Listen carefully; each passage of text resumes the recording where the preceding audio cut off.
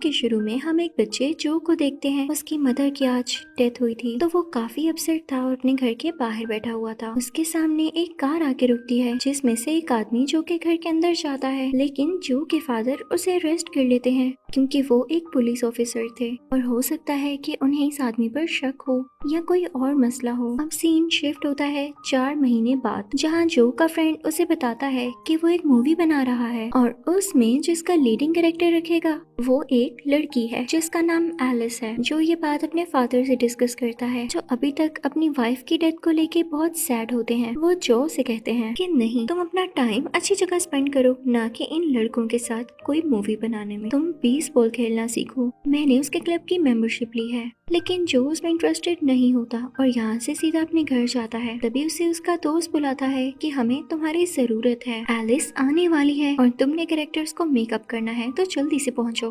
अब जो सीधा उस तरफ निकल जाता है और अपने डैड को भी नहीं बताता। अब वो लोग रेलवे स्टेशन पर आ जाते हैं और फिल्म की शूटिंग स्टार्ट होती है। वहाँ एक और लड़का एलिस के साथ एक्टिंग कर रहा था और तभी वहाँ से एक ट्रेन गुजरती है। जो देखता है कि एक गाड़ी तेजी से ट्रेन की तरफ ही आ रही है। अब ट्रेन तो रुक नहीं सकती थी, तो ये गाड़ी वाले की ही गलती थी कि वो अपनी गाड़ी को यहाँ पर क्यों लेकर आया। अचानक से ट्रेन और वो गाड़ी अब इसमें टकरा जाती है। अब इसकी वजह से ट्रेन भी अपने ट्रैक से हट चुकी थी, जिससे वो नीचे उतर जाती है और उसको काफी नुकसान पहुंचता है। ट्रेन का इंजन ब्लास्ट हो जाने की वजह से ट्रेन में आग लग जाती है। ट्रेन का सामान भी बाहर आके गिरता है, जो कि कुछ क्यूब्स होते हैं। वो कार जो ट्रेन से टकराई उसका भी बहुत बुरा हाल हो चुका था। करीब जाके देखने पर इन बच्चों को पता चलता है कि इस कार में जो आदमी है वो तो इनके टीचर हैं। अचानक से इनके टीचर को होश आ जाता है और वो इन बच्चों पर गन पॉइंट कर देते हैं कि तुम लोग यहाँ क्या कर रहे हो और कौन हो। तो तभी वही फिल्म मेकर बच्चा यानी जो का दोस्त अपने टीचर से कहता है कि टीचर, हम आपके स्टूडेंट हैं,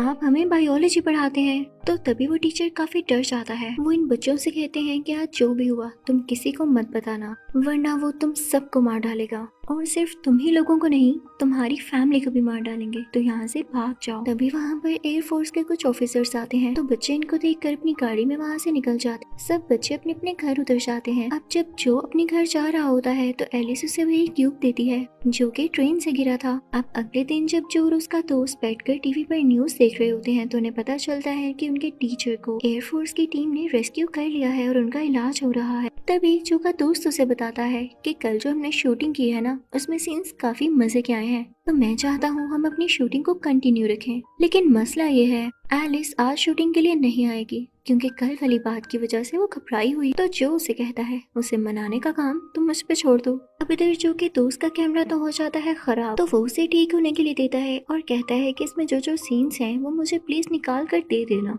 उधर जो अपने फादर का कैमरा लाता है ताकि वो फिल्म की शूटिंग को पूरा कर सके और साथ ही एलिस को कॉल भी करता है, लेकिन वो नहीं मानती। अब जो सीधा एलिस के घर जाता है और उसे रिक्वेस्ट करता है, तो एलिस कहती है कि यहाँ से जाओ, मुझे और शूटिंग नहीं करनी और मैं रीजन नहीं बता सकती। इससे पहले कि जो से और कुछ कह पाता, एलिस के फादर वहाँ आ जाते हैं और जो से कहते हैं तुमने सुना नहीं, चले जाओ यहाँ से। वो उससे बहुत बुरी तरह से बात करते हैं, तो जो वहाँ से जाने लगता है तभी पीछे से एलिस उससे आवाज देती है, जो रुको, मैं मदद करवाऊंगी शूटिंग में और जब तक फिल्म पूरी नहीं हो जाती मैं साथ दूंगी। ये सारी टीम दोबारा से इकट्ठी होकर उसी जगह पर जाती है जहाँ पर इन लोगों ने पहले शूटिंग की थी। लेकिन मसला ये था कि पीछे क्रैश ट्रेन भी पड़ी हुई थी और साफ साफ दिख रहा था कि ये वही जगह है जहाँ पर एक्सीडेंट हुआ। लेकिन इन लोगों ने जगह को इसलिए भी चेंज नहीं किया था ताकि सब कुछ रियलिस्टिक लगे। अब आज के दिन की शूटिंग कंप्लीट हो जाती है और ये लोग बैठकर लंच करने लगते हैं। उधर हम आर्मी फोर्स को देख, जो कि ट्रेन से गिरने वाले उन्हीं क्यूब्स को बड़े अच्छे तरीके से पैक करके अपने स्टॉक में रख रहे होते हैं।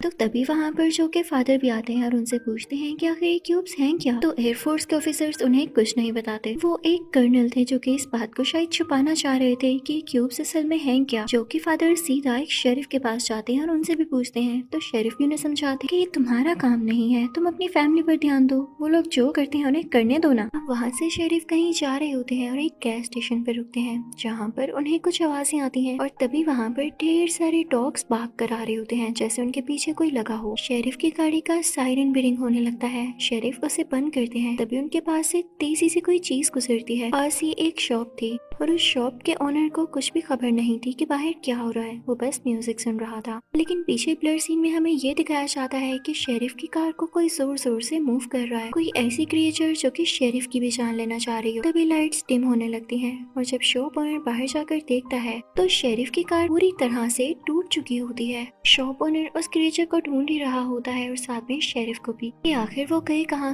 लेकिन साथ ही वो क्रिएचर उस शॉप ओनर के सामने आ जाती है। वो चिल्लाते हुए अपनी शॉप के अंदर जाता है। वो क्रिएचर तो हमें नहीं दिखाई जाती, लेकिन इतना दिखाया जाता है कि वो उसे भी शॉप से बाहर घसीट लेती है। शॉप के शीशे टूट जाते हैं। अगले सुबह जहाँ पर इंसिडेंट हुआ होता है वहाँ पर जो के फादर जाते हैं और सारी इन्वेस्टिगेशन करते हैं, लेकिन उन्हें वहाँ पर शेरिफ और उस शॉप ओनर की डेड बॉडी से नहीं मिलती। तो वो समझते हैं कि शायद ये लोग मिसिंग हैं, यहाँ कोई रोबरी हुई होगी। तो वो उनकी मिसिंग रिपोर्ट्स लिखवा देते हैं। जो के फादर को ये भी पता चल कि आसपास के लोगों की गाड़ियों के इंजन गायब हैं। तो जो को शक होने लगता है कि जरूर यहाँ पर कोई ऐसी चीज भटक रही है जिससे सबको खतरा है। और साथ ही साथ उसे आर्मी फोर्स भी डाउटफुल लगती है, क्योंकि जब से वो ट्रेन वाला इंसिडेंट हुआ था उसके बाद से ही उन्होंने वो क्यूब्स लिए, उनको छुपा दिया और इस तरह के काफी अजीब अजीब इंसिडेंट्स हो रहे थे। अब हम जो को देखते हैं जो कि अपने घर काफी सैडली आ रहा होता है, क्योंकि उसका डॉग भी गुम हो चुका था। वो हर तरफ अपने डॉग के गुम होने की पोस्टर्स लगा देता है और जब घर आता है तो अपने फादर को बाकी पुलिस ऑफिसर्स के साथ देखता है।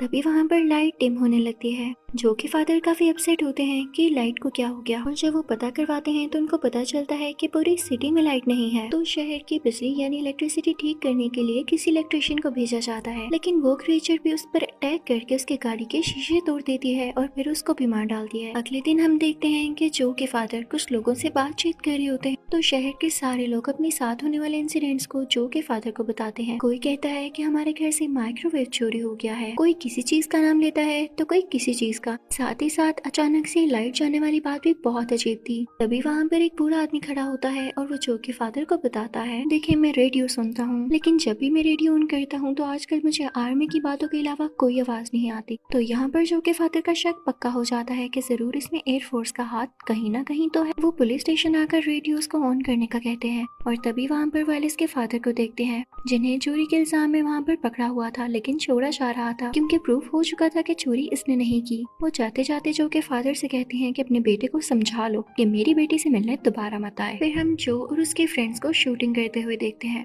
लेकिन जो के फादर उसे देख लेते हैं और उसे घर लेकर आते हैं। वो उसे एलिस से दूर रहने का कहते हैं। ये सुनकर जो रोने लगता है। वो सीधा ग्रेवयार्ड में जाता है और अपनी मदर की ग्रेव के पास जाके रोने लगता है, लेकिन पास एक कॉटेज होता है जिसमें से उसे काफी अजीब आवाजें आने लगती हैं, तो घबरा जाता है। दूसरी तरफ हम जो के फादर को देखते हैं, जिसे कर्नल ने अपने पास बुलाया होता है, क्योंकि जो के फादर ने उसे बता दिया था कि मैं सब कुछ जान गया हूँ। जैसे ही जो के फादर उनकी बेस के अंदर जाते हैं तो वहाँ के सोल्जर्स उनको एक रूम में बंद कर देते हैं। अब अगले सीन में हम उसे कर्नल को उसी डॉक्टर यानी बच्चों के बायोलॉजी टीचर के साथ देखते हैं। कर्नल उनसे पूछता है कि मुझे बताओ तुम उस क्रिएचर के बारे में क्या जानते हो जिसने पूरी तरह से तबाही मचा रखी है। तो वो टीचर उनको कुछ नहीं बताते। अब कर्नल को गुस्सा आ जाता है और वो अपने आदमियों यानी सोल्जर से कहते हैं इसको मार डालो, और उनमें से एक पॉइजन इंजेक्ट कर देता है जिससे वो टीचर हमेशा के लिए मारे जाते हैं।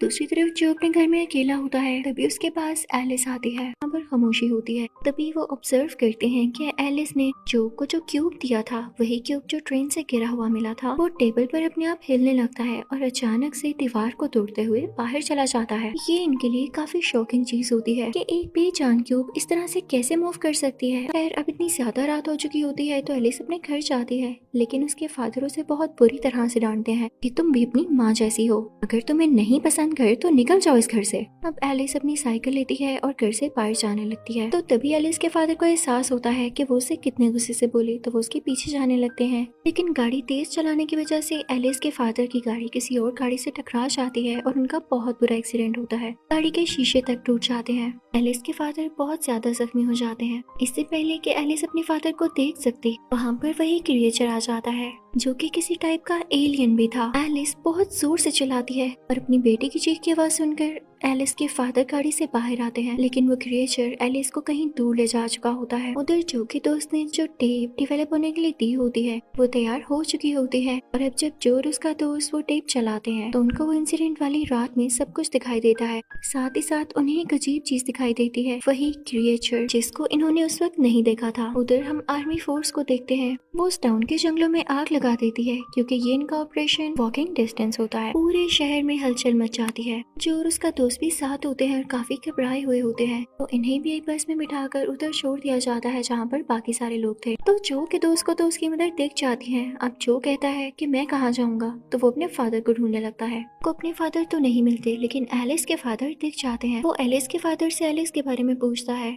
ये बच्चे सबसे पहले तो स्कूल जाते हैं और वहाँ पर अपने उसी बायोलॉजी टीचर का लॉकर खोलते हैं जिसमें काफी ज्यादा टेप्स और वीडियोस पड़ी होती हैं, जिन्हें प्ले करने से इन्हें पता चलता है कि इनके टीचर पहले एयर फोर्स में हुआ करते थे और ये जो क्यूब्स ट्रेन से गिरी, ये सब इसी पर कोई एक्सपेरिमेंट कर रहे थे। और सिर्फ यही नहीं, वो इन क्रिएचर्स यानी एलियंस पर भी एक्सपेरिमेंट कर रहे थे जो उनको बहुत हर्ट करता था। इन सब ने इन एलियंस को या क्रिएचर्स को एक केज में बंद कर रखा था, और जब इनकी बायोलॉजी टीचर इन केज के पास गए तो एलियन ने अपने हाथ टीचर की कमर में लिपेट लिए और उनको ऊपर उठाते हुए कहा कि हमें हमारे घर वापस भेज दो, हम यहाँ पर बहुत तंग है, हमें सताया जा रहा है। अब टीचर्स भी समझ गए कि एलियंस कितनी मुश्किल में है, तो उन्होंने ये डिसाइड कर लिया कि वो इन एलियंस की जान को बचाएंगे। लेकिन यहाँ स्कूल में एयरफोर्स आ जाती है और जो और उसके साथियों को पकड़ लेती है। उनके साथ जो लड़का आया था वो जो के फादर को इन्फॉर्म करता है कि आपके बच्चे और बाकी लोगों को एयरफोर्स पकड़ के ले गई है। तो जो के फादर फौरन से वहाँ से निकलते हैं और एक ऑफिसर को मारकर उसका यूनिफॉर्म पहन लेते हैं। उस तरफ एयरफोर्स इन सब बच्चों को एक बस में लेकर वहाँ से निकलती है। सारे बच्चे बहुत घबराए हुए होते हैं। तभी बस के शीशे को तोड़ते हुए कोई चीज अंदर की तरफ आती है, लेकिन हम उसको ठीक से देख नहीं पाते। बस का बैलेंस खराब होने लगता है और वो 2 व्हील्स पर आ जाती है और टेढ़ी होकर चलने लगती है। इसे लग रहा था कोई कंटिन्यूसली इनका पीछा कर रहा है और इनके आसपास ही है। तभी बस के टायर्स पंक्चर हो जाते हैं और वो रात को बीच सड़क में रुक जाते हैं। वहाँ पर काफी अलर्टिंग सिचुएशन क्रिएट हो जाती है। सब लोग काफी घबराए हुए होते हैं कि अब क्या किया जाएगा। इस तरह से बस के अंदर बैठ के तो कुछ भी नहीं किया जा सकता।